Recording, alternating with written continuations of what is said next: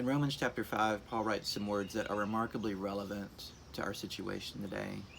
He says, "We also glory in our sufferings, knowing that suffering brings about perseverance, and perseverance, character, and character, hope." I find these words remarkably applicable to what we're going through now. We're facing a pandemic, economic collapse, great civil unrest. Many people are suffering right now. And if you're like me, maybe you don't always have Paul's mature perspective when it comes to suffering.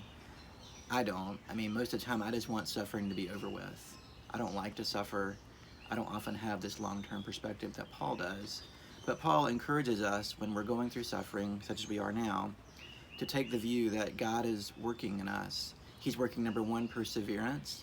That's the idea of patience, of bearing up under difficult circumstances, of being steadfast and sticking with it and not giving up. So that's a great thing that can come from suffering. The second thing he says is character.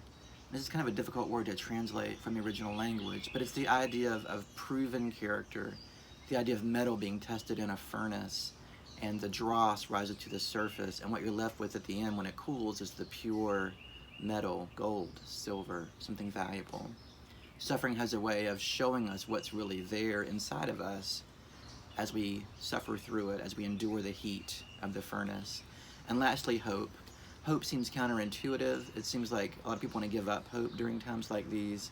But Paul says as we look back at the suffering and what God is doing in us and the character we begin to see formed in us, it's a chance to have great hope that our faith is real and that God is at work in us. And that's encouraging good news today. Amen.